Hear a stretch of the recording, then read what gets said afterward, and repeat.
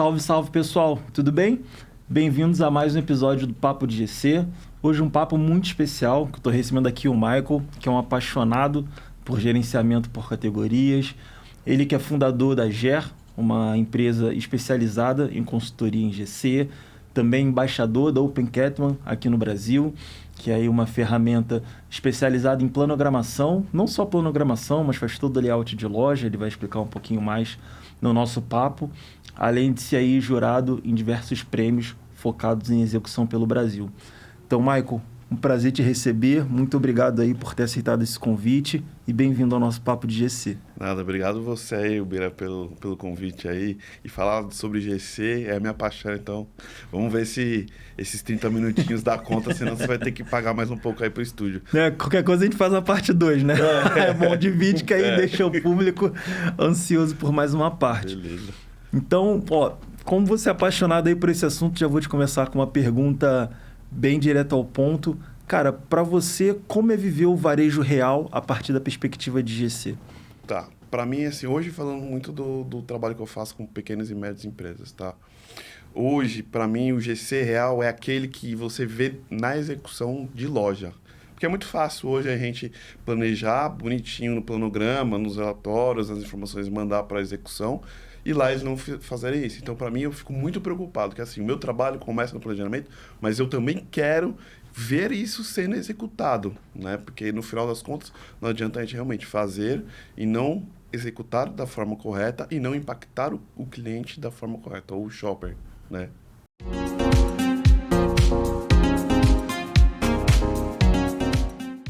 E aí, até pegando um pouquinho sobre esse ponto, né? Você falou que para você o GC é ver a realidade ali dentro das lojas. Isso. E aí, na tua fala, eu vejo muito você sempre falando sobre democratizar GC, tornar GC acessível, deixar o GC presente nas lojas. E a gente vê que não necessariamente isso ainda acontece de uma maneira, digamos assim, em escala no varejo brasileiro.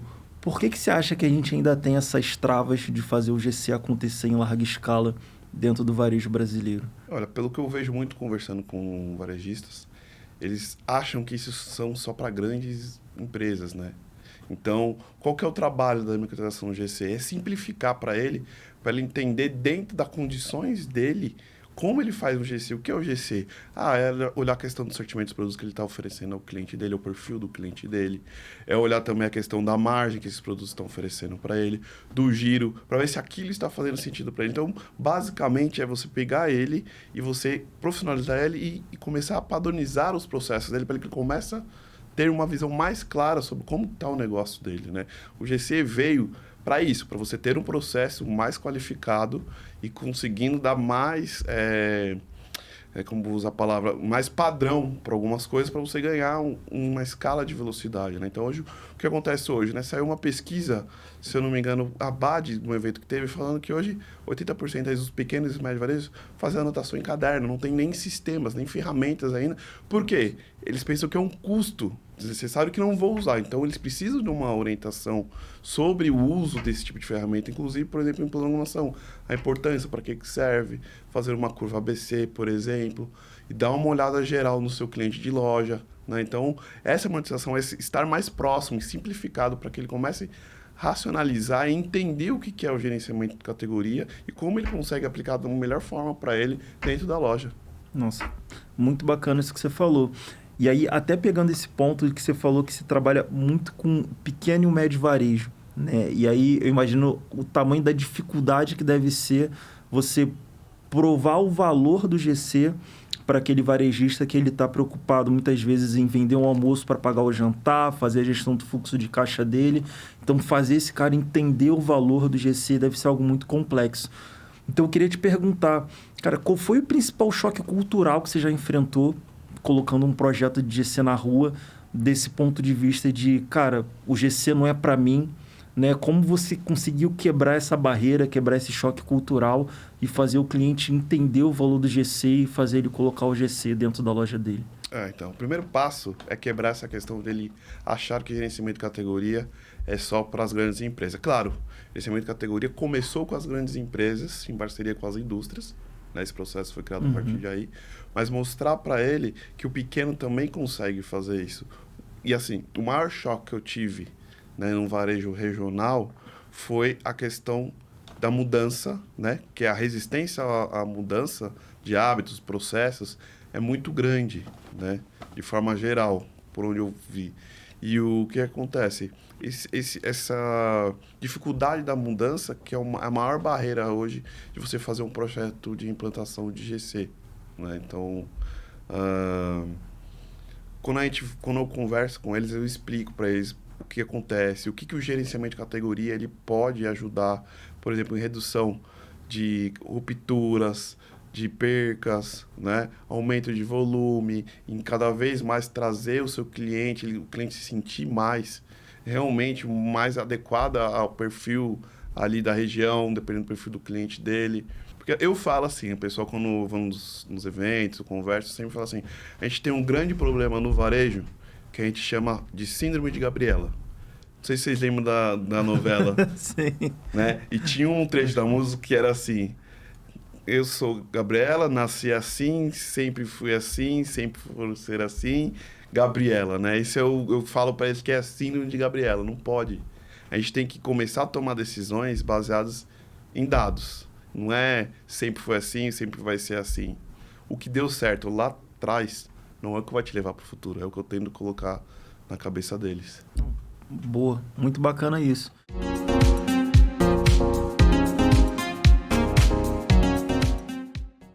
E aí, pegando um pouquinho isso que você falou, né, da questão de dados. Dados, para mim, é algo muito importante e algo que você sempre vejo que você trabalha muito bem, que é esse equilíbrio entre dados e tecnologia para tentar levar uma informação relevante para os seus clientes. Você sempre coloca isso de uma maneira muito ativa dentro das suas redes. Como é que você vê esse balanço entre dados, tecnologia e como é que você tenta colocar isso de uma maneira mais assertiva possível dentro dos projetos de GC com seus clientes? Olha, a gente hoje fala muito sobre inteligência artificial, né? Mas qual a minha grande preocupação quando eu começo num cliente? É entender a base, o básico dele, os dados dele, como é que está isso. Uma coisa que eu sempre falo, não adianta eu querer automatizar processos, sendo que eu tenho toda uma base que ainda não está construída, né? Imagina você pegar uma base para fazer uma análise, uma base que ela não está nem arrumada, não está do jeito correto para você poder fazer uma análise mais aprofundada. Você coloca uma inteligência artificial, por exemplo, para te ajudar a fazer essa análise de dados, a tendência dela te dar análises equivocadas e você tomar decisões equivocadas a partir do momento que você pega esses dados que não estão enquadrados, não estão padronizados, é muito grande você ter muito problema com isso. Então, assim, GC é ótimo, inteligência artificial é ótimo também. Porém, vamos começar da base, vamos falar sobre cadastro, né? Vamos entender o seu cliente, né? Aí sim a gente coloca a inteligência artificial para nos ajudar nessa velocidade de automatização de análise. Não adianta você colocar a inteligência artificial para automatizar algo que não está certo. Eu penso dessa forma. Não, acho que você colocou é perfeito, né? Porque muitas vezes o óbvio precisa ser dito. Isso. Né? Então, assim, a gente precisa começar pelo começo. Então, se você não tem ali, né, uma base de cadastro, um time de cadastro, enfim, minimamente classificando, fazendo, né, o grupo, cara, qual é a classificação dos meus produtos, qual vai ser a árvore de decisão do meu cliente. Se você não tem isso estruturado, não adianta você tentar correjar para tentar cuspir um planograma. Né? Porque você simplesmente vai começar a colocar, escalar os produtos um do lado do outro, tá, mas por que esse produto está do lado desse se você não sabe nem quais categorias estão relacionadas a esses produtos, se você não sabe o porquê que essas categorias existem, porque você não sabe a árvore de decisão do seu cliente. Então, é bem importante, né? E você sempre coloca isso nas suas postagens, nos seus conteúdos, as pessoas entenderem muito dos 8 passos de GC, né? Que muitas vezes as pessoas tratam isso de uma forma, às vezes, um pouquinho padrão e um pouco não com a devida importância que isso deveria ter, mas a gente conseguir seguir todo esse processo e ter essa padronização é fundamental para a gente ter um processo fluido que vá do início ao fim e seja retroalimentado. E aí, até em cima disso, eu queria te fazer uma pergunta também, que eu vejo muitas pessoas falando que gôndola é margem. E é verdade, né? A organização dos produtos nas prateleiras, ele é margem. Só que muitas vezes os clientes tratam isso como estética, né? Então, como a gôndola vai ficar mais bonita e organizada quando eu botar lá o planograma na Open Catman, né? Sim. Como vai ficar o meu expositor de produtos, enfim, os meus produtos mais bonitinhos organizados na gôndola.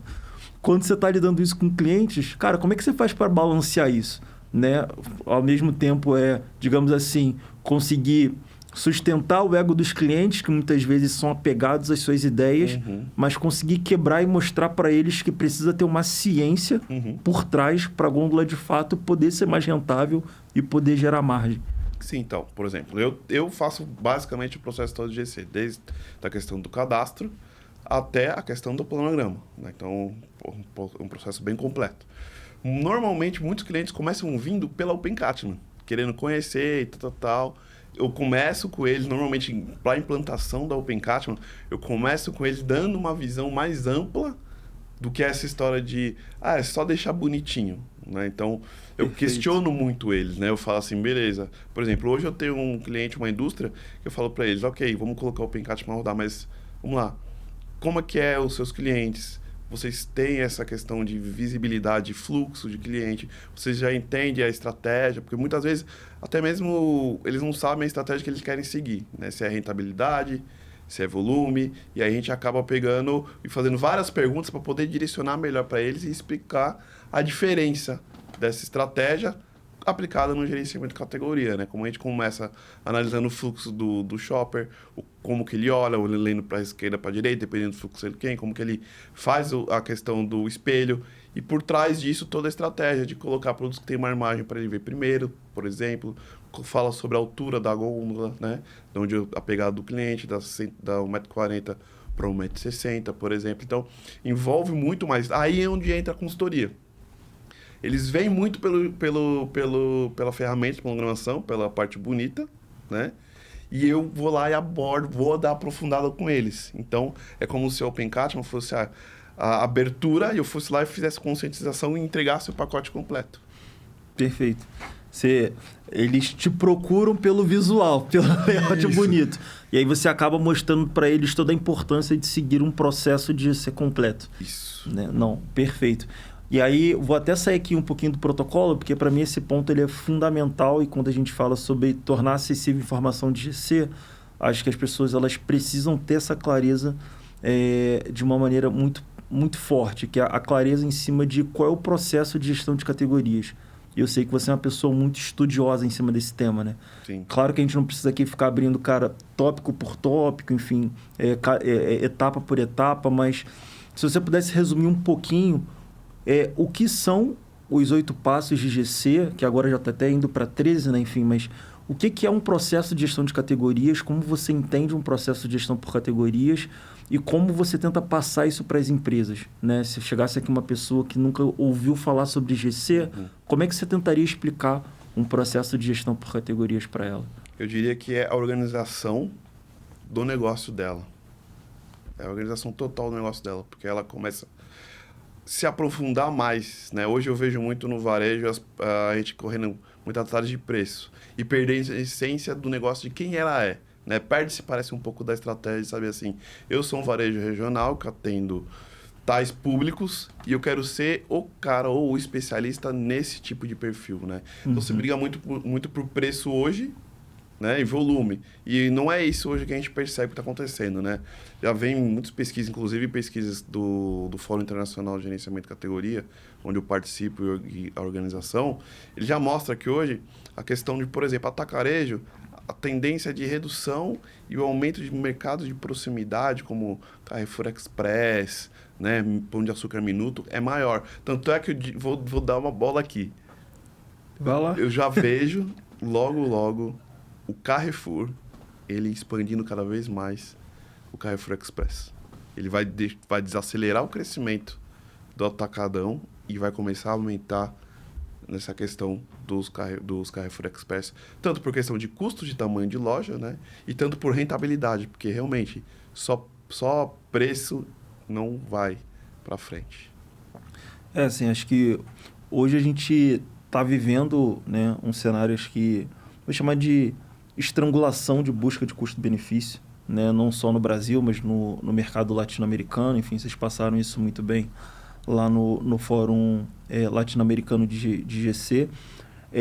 Só que acho que a busca por custo-benefício ela ainda está muito forte, não é à toa que quando a gente olha, né, os principais varejos brasileiros, o crescimento ele está vindo do canal Cash and Carry, né? Já faz 2 anos. Então, mas ao mesmo tempo a gente percebe também uma busca por customização do atendimento muito forte, partindo do shopper. Então, acho que esse balanço, esse equilíbrio entre, cara, eu quero de fato um preço, eu quero custo-benefício, mas eu também quero a personalização do atendimento para mim, eu quero experiência, vai ter que andar lado a lado, né? Então, acho que como esse crescimento do Cash and Carry, não acho que ele vai acabar do dia para a noite, acho que ele vai continuar por bastante tempo, mas acho que como essa alavanca, esse modelo de varejo que atende esse shopper, que quer uma experiência cada vez mais customizada, como esse varejo consegue se reinventar para atender também esse shopper, né? Acho que vai ter esses 2 pilares que vão caminhar em conjunto. Sim, isso é o grande problema falando do atacadista. Essa questão de equilibrar o PJ e a pessoa física dentro da loja. Fala assim, próximo da minha casa abriu um novo atacadista, né? O Max. E na região ali tem outros, né? Tem o Giga, tem o Açaí ali também. Cara, ele abriu a loja faz 2 semanas ali, todo mundo tá indo ali, né? E ele veio com um posicionamento de premium. Tem muita coisa ali para se ajeitar ali, que eu nem dou uma olhada. Se for o foco mesmo no shopper, tem muita coisa ali para se arrumar, né? Até fiz um post semana passada falando dele colocar leite junto com os snacks e salgadinhos ali, né? Provavelmente muito para trazer o tráfego para fazer a compra por impulso ali, mas tem que ver o quanto que isso faz sentido na cabeça do shopper, né? Então, o atacarejo eu vejo que ele vai continuar crescendo, mas não vai crescer mais na mesma velocidade. E as lojas de bairro, de conveniência, vão crescer mais. Vai ter maior crescimento por isso. Né? Então, elas precisam estar capacitadas com uma experiência de loja, um bom atendimento, um sortimento correto. Porque a gente sabe, varejo alimentar, perda tem no grande e no pequeno. Né? Giro baixo tem no grande e no pequeno. Só que, principalmente o público que eu trabalho, que é o médio e o pequeno, eles sofrem mais. O grande nem tanto, por falar assim, né? Mas o pequeno que tem lá o seu Petrício, que ele é dono do mercadinho ali na esquina, que tem 200, 250 metros quadrados, ele sofre com perda muito forte. Porque muitas vezes até mesmo ele mesmo não consegue nem comprar diretamente com a indústria para fazer negociações de reposição, né? De troca. Ele compra do próprio atacadista muitas vezes. Então esse cara tem que ser muito bem trabalhado e ele tem que entender que o negócio dele também não é preço. O negócio dele é valor agregado que ele entrega para o cliente pela conveniência que ele tem ali. Não, maravilha. E aí, deixa eu te perguntar, Michael, que para mim está muito claro, enfim, esse teu prognóstico aí, fica prognóstico, galera, valor agregado aí de entrega de shopper experience para os nossos clientes. E aí eu queria te perguntar um pouquinho dessa tua vivência, que você tem muito forte de varejo, enfim, de vivência, de fato, dali dentro do ponto de venda. Quais são os principais vícios que você vê acontecendo dentro das indústrias, dentro das companhias, que hoje impedem o GC de fluir naturalmente dentro do varejo?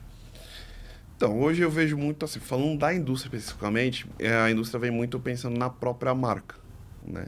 Enquanto, na verdade, o varejista ele pensa muito mais no seu cliente. Por isso que a gente fala até hoje no GC que essa conexão de fazer um JBP, uma capitania de categoria entre indústria e varejo é muito complicada, porque tem coisas em comuns que eles trabalham junto, tem coisas que não. Hoje são poucas empresas que fazem uma capitania de categoria bem feita, né? Normalmente não vai muito para frente, né? Então, falando sobre essa questão da indústria, a indústria tem essa questão de vir muito pensando na sua marca, nos seus produtos, grande maior parte pensa isso, dá uma empurrada ali, né?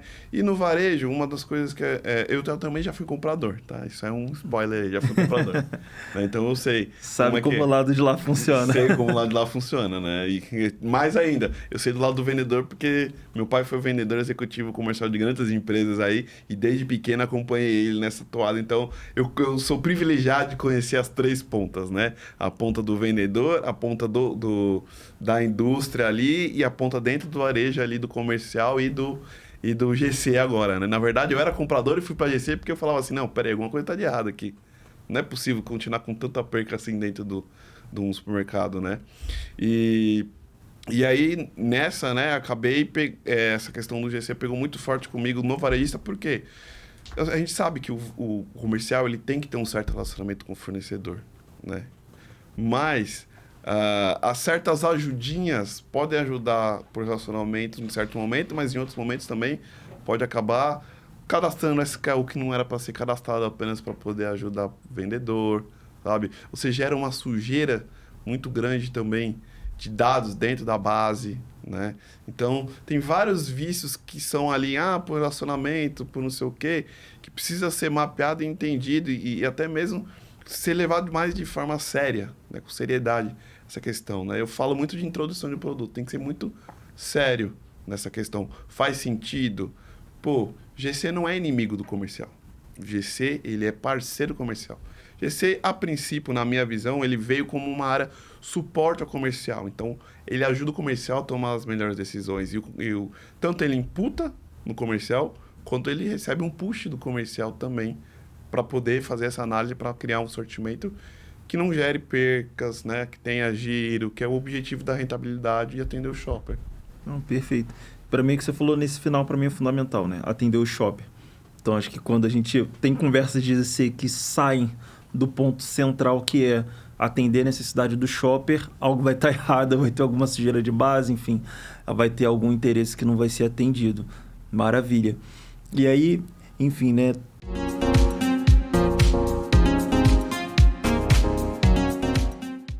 Tudo que é bom uma hora acaba, então a gente está indo já agora para a parte mais final do nosso bate-papo, mas eu queria ainda te fazer duas perguntinhas que eu não posso acho que deixar de te fazer.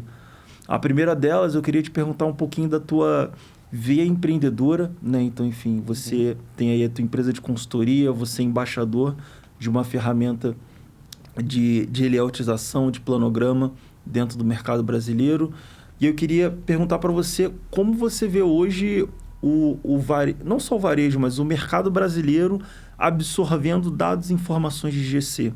Você acha que isso é algo que está ficando cada vez mais fluido, você ainda vê bastante dificuldade?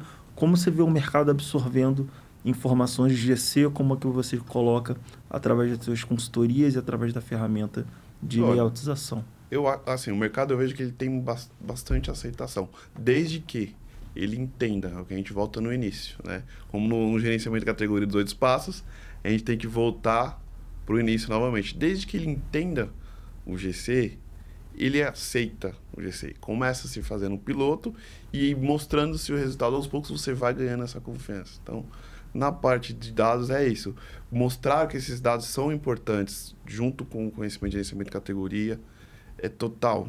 Porque eles é o que vai mostrar o que o GC faz de verdade. Ele que vai fazer realmente mostrar o quanto o GC é importante aliado a essa questão de análise de dados, né? Então, o mercado está evoluindo, né? Eu trabalho muito, realmente, eu enfatizo muito pequeno e médio para mostrar para eles dados que, de novo, volto outra vez, anota no papel, anota no caderno, compra por achômetro, pegar esse porque tal pessoa pediu, mas espera aí, né?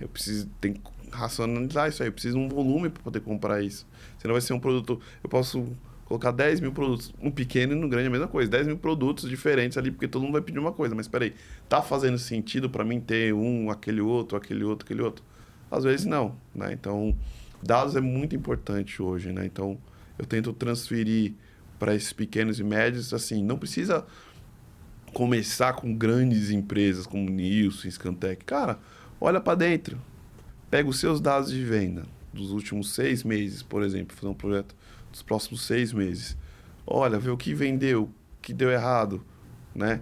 Vamos lá no seu cadastro, vamos ver como ele está feito, vamos dar uma ajustada nele, vamos pensar com a questão de solução. E aí a gente pega isso e começa a fazer as mudanças em loja e começa a fazer essa comparação depois de uns 3 meses, por exemplo, e fazer esse acompanhamento para ver como está. Criar um processo de introdução de produto para poder entender, tal cliente pediu isso, tá, beleza, mas quantos pediram? Né? Só um? Pô, o cara vai vir aqui para comprar a caixa inteira de você? Todo mês? Né? Então, é bem assim. Então, é bem uma conscientização do quanto o dado é, mais uma organização da mentalidade mesmo dele, né? Para ele entender o que faz sentido, não faz sentido. Deixar esse mal de Gabriela para lá, né? Essa síndrome. E vamos fazer algo mais organizado, mais planejado, mais bem padronizado, para que a gente tenha mais firmeza nas decisões. Perfeito. E aí, pra gente fechar, já virou quase que um quadro já dos episódios que eu sempre gosto de fazer, que é o Momento Cultura, né? Então, pegar agora um pouco do Momento Cultura, Michael Varjão. Cara, o que eu queria te perguntar, enfim, aí pode ser ou livro, ou série, ou filme, qualquer um dos três, que você goste, enfim, que faça diferença no teu dia a dia, pode ser profissional, pode ser só para se distrair, mas deixa aí uma dica de algo cultural, digamos assim, para as pessoas que acompanham a gente poderem ter desconhecimento e poderem buscar também. Sim. Cara, livro Pai Rico, Pai Pobre. Esse é um livro clássico de se ler, muito bom, né? Até quando eu li ele faz muito tempo atrás, era mais um incentivo, né? Para entender um pouco mais essa questão financeira, né? E outro filme também que eu gosto também é a questão do... O Homem que Mudou o Jogo, se eu não me engano o nome, né? Ah, do Moneyball. Isso, Moneyball, né? Muito ele bom. Pega ali, ele vê... Sabe, o cara não tem tantas peças, que é o exemplo que eu dei aqui. Você não precisa de ter ferramentas caríssimas para você fazer, né? Então, ele tem os jogadores lá, ele pega os dados junto com um analista lá, vê os jogadores que têm um potencial, muda a posição deles e, né, eles chegam lá a ser campeão, né, do campeonato. E também uma série que eu gosto muito, né, dou risada, mas é porque eu também, pra ver com as situações de loja, né, a Super Loja, né, que tem na Prime Video, né? Sim, que a gente já vi. assiste lá muitas das situações que acontecem dentro de loja, comportamento até mesmo do pessoal de loja ali, como o cliente interage ali, né? Então, é como se fosse basicamente uma integração do GCL. Eu falo que são os nortes ali, né? E é bom para distrair também. É o norte ali, a loja, né? Como é que é, na super loja, como é que é. Ali a parte de dados, um pouquinho ali do Moneyball, né? E a parte ali do Pai Rico, Pai Pobre, dessa questão de incentivo, de continuar, de que é possível. Não, perfeito, Michael. Cara, eu queria muito te agradecer por esse tempo, por você ter aceitado o convite, estar aqui com a gente. Acho que foi fantástico conhecer um pouquinho de alguém que é tão apaixonado e vive tanto o varejo. É muito claro ver você falando assim, cara, tua paixão, o quanto você conhece, o quanto você gosta de GC, o quanto você é apaixonado pelo varejo, pela jornada de compra das pessoas e o quanto você quer transformar esse mercado para fazer cada vez mais empresas conseguirem entregar o melhor para os seus clientes. Então, assim, pessoal, Michael Varjão nas redes, podem procurar à vontade, assim, sempre posts muito relevantes, conteúdos muito bacanas. E também, obviamente, vou abrir aqui para você dar algumas palavras finais, mas, mais uma vez, queria muito agradecer o teu tempo e tua presença aqui com a gente. Valeu, Bira. Bom, o que eu posso falar para vocês é, contem comigo, adoro ensinar, adoro divulgar no LinkedIn.